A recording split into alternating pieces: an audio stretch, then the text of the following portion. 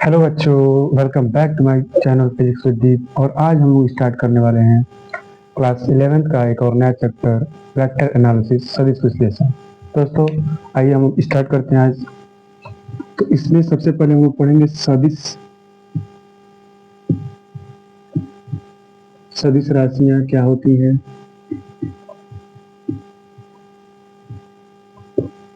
और अदिश राशियां क्या होती हैं।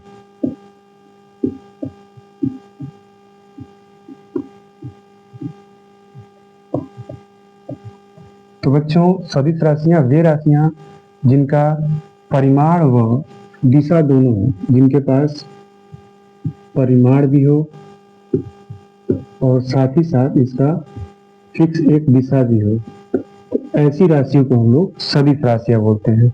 अर्थात वे भौतिक राशियां जिनमें परिमाण के साथ साथ दिशा भी हो, उन राशियों को सदिश राशियां बोलते हैं। जबकि अदिश राशियां जिन भौतिक राशियों के पास केवल और केवल परिमाण होता है, दिशा नहीं होता है, उन राशियों को हम लोग अदिश राशियां बोलते हैं।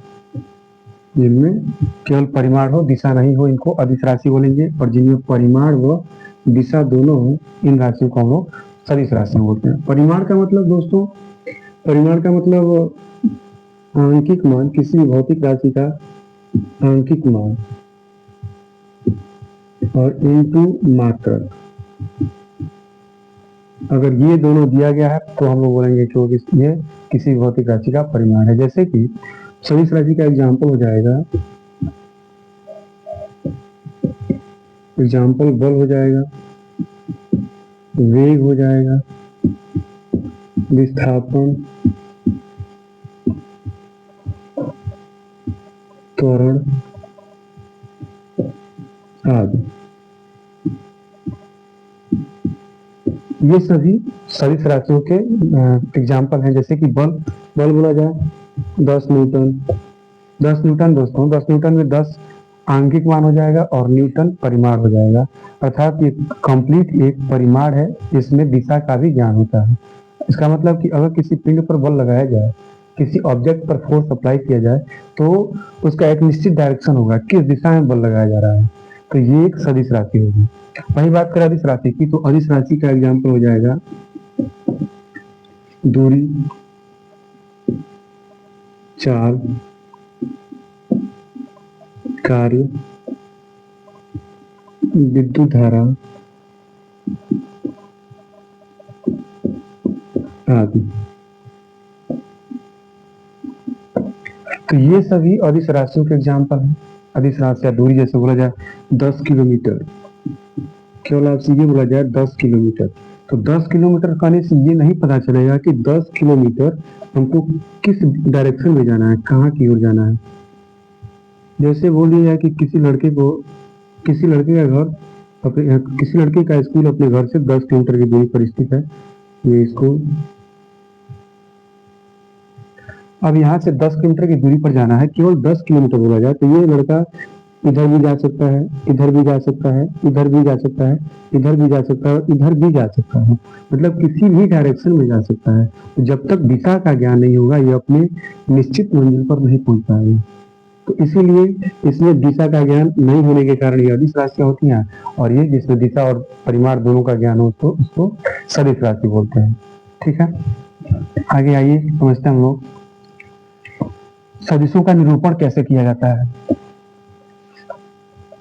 सदिशों का निरूपण बताने से पहले स्टूडेंट, आपको एक बात और बताना जरूरी है। जैसे कई राशियां जो होती हैं, उनमें ना ही परिमाण होता है और ना ही दिशा होता है। जैसे अपवर्तनांक हो गया, अपवर्तनांक, अपेक्षित घनत्व हो गया, अपेक्षित घनत्व,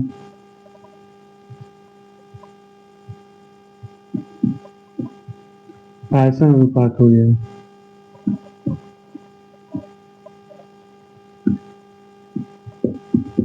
विकृति हो गया। स्टूडेंट, इन सभी के पास ना ही मात्रक होता है और ना ही जो ना ही परिमाण होता है और ना ही दिशा होता है। जैसे अपवर्तनांक दिया गया हो तो अपवर्तनांक निरपेक्ष अपवर्तनांक बराबर होता है c/v, जहाँ पर c है प्रकाश की चाल और v है वेग। तो यहाँ पर प्रकाश का जो चाल होगा उसका भी मात्रक मीटर पर सेकेंड होगा और वेग का भी मात्रक मीटर पर सेकेंड होगा। यहाँ पर कुछ आंकिक मान होगा, कैंसिल हो जाएगा मीटर पर सेकेंड से मीटर पर सेकेंड। और जो ये n की वैल्यू आएगी, जैसे मान लेते हैं पानी का, तो पानी का या फिर कांच में ही, कांच में क्या हो जाएगा 1 इसका c का मान होता है 3 × 10⁸ मीटर पर सेकेंड। v का जी ग्लास में जो प्रकाश की चाल होगी वो हो जाएगी 2.0 × 10⁸ मीटर पर सेकेंड। मीटर पर सेकेंड और मीटर पर सेकेंड, मीटर पर सेकेंड से मीटर पर सेकेंड कैंसिल, 10⁸ से 10⁸ कैंसिल, और यहाँ पर n की वैल्यू केवल आ जाएगी 1.5। तो केवल 1.5 जो है ये परिमाण नहीं है। परिमाण क्यों नहीं है? क्योंकि इसके पास कोई मात्रक नहीं है। अभी मैंने रिसेंटली बताया है कि परिमाण के लिए आंकिक मान और उसके मात्रक का होना जरूरी है, अर्थात ना ही इसमें दिशा है और ना ही ये परिमाण है। अर्थात इस प्रकार की राशियों को लोग प्रदिश राशियों में रखते हैं या फिर प्रदिश राशियां कहते हैं। ठीक है दोस्तों, आइए समझते हैं हम लोग कि सदिश राशियों का निरूपण कैसे किया जाता है। तो किसी भी सदिश राशि को दर्शाने के लिए सदिश राशियों का निरूपण,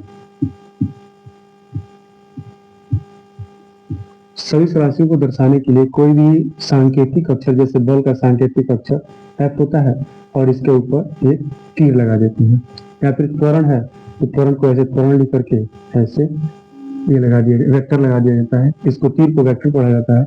और जैसे दूरी है S से रिप्रेजेंट किया जाता है, लेकिन अगर इस पर वेक्टर लगा देंगे तो ये विस्थापन हो जाएगा। ये चाल है, चाल के ऊपर अगर वेक्टर लगा देंगे तो ये वेग हो जाएगा। तो सदिशों को निरूपित करने के लिए किसी भी भौतिक राशि का सांकेतिक अक्षर और उसके ऊपर इस तीर का निशान, तीर का चिन्ह, और ये हो जाएगा सदिश राशि। या फिर इसमें केवल तीर ऐसे लिख करके भी दर्शा सकते हैं, जिसमें इस सिरे को एंड बोला जाता है, टेल बोला जाता है, इस एंड को टेल बोला जाता है, और इसको हेड बोलते हैं, हेड, और इसको टेल बोलते हैं। स्टूडेंट, ये जो टेल होता है ये किसी भी सदिश राशि की दिशा को प्रदर्शित करता है, जबकि इसकी टेल की जो लंबाई होती है, ये लंबाई मैग्नीट्यूड को, यानी कि परिमाण को प्रदर्शित करती है, परिमाण को प्रदर्शित करती है। इसलिए हम लोग सदिशों का पैरेलली शिफ्ट भी कर सकते हैं। जैसे कोई एक सदिश राशि ऐसे दी गई है, तो इस सदिश राशि को हम लोग चाहें तो समांतर दिशा में इस प्रकार से ऐसे शिफ्ट किया जा सकता है, एक स्थान से दूसरा स्थान पर। या फिर ऐसे कोई सदिश राशि है, इसको हम लोग पीछे इस प्रकार से शिफ्ट कर सकते हैं। लेकिन ध्यान ये रहे कि इसकी दिशा में कोई बदलाव नहीं होना चाहिए। इसका मतलब कि अगर ये ऐसे है तो पैरेलली समांतर रूप से इसको शिफ्ट किया जाएगा। ऐसा नहीं कि ये इस प्रकार से है तो इसको ऐसे शिफ्ट कर देंगे, या फिर इसका डायरेक्शन ऐसे चेंज करके तब शिफ्ट करेंगे। दोस्तों ऐसे नहीं होता है। शिफ्ट करने के लिए पैरेलल रूप से दिशा जिस दिशा में है, जिस डायरेक्शन में, उसी डायरेक्शन में होना चाहिए, और समांतर दिशा में इसको हम लोग शिफ्ट करते हैं। आई होप आप लोगों को सारी चीजें अच्छे से समझ में आ रही होंगी। आगे पढ़ते हैं सदिश राशियों का वर्गीकरण। सदिश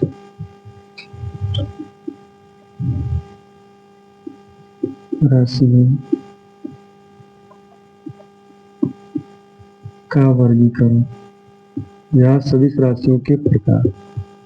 इसमें सबसे पहला सदिश हम लोग पढ़ेंगे समान सदिश।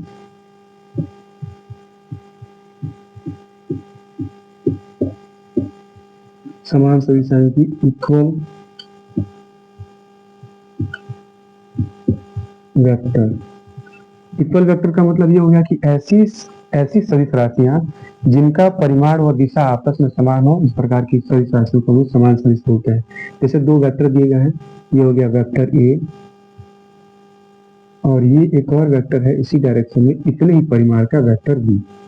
इसमें देखा जाए तो इसका दिशा भी सेम है, दोनों वेक्टरों का दिशाएं समान है, और जो इनका परिमाण है, मैग्नीट्यूड है, लेंथ है, वो भी आपस में समान है।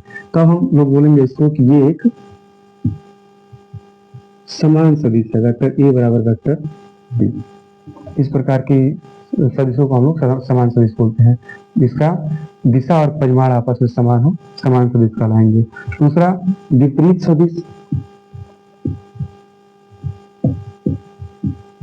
विपरीत सदिश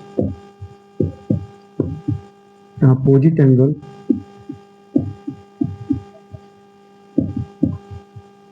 अपोजिट वेक्टर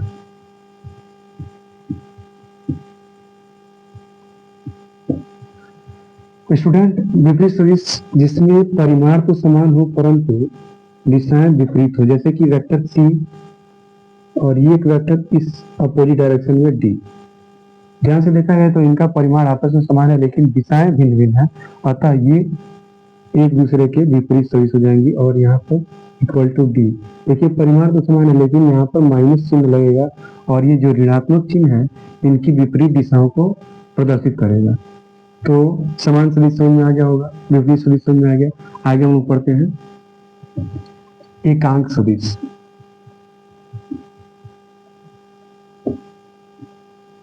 एकांक सदिश यूनिट वेक्टर।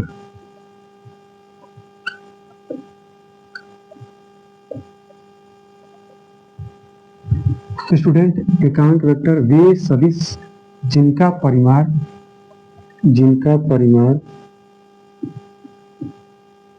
एक होता है,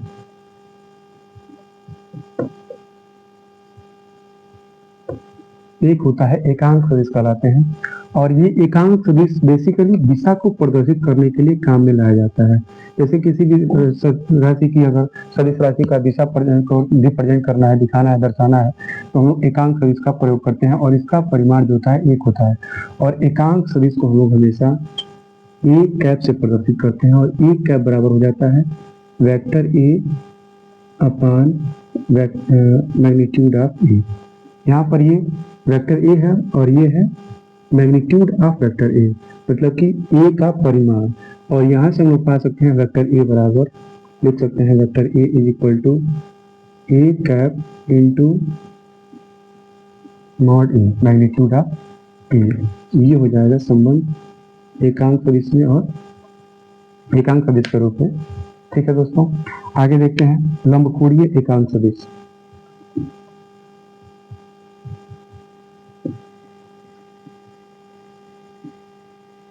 लंबकोणीय एकांक सदिश ऑर्थोगोनल यूनिट वेक्टर जिसको बोला जाता है।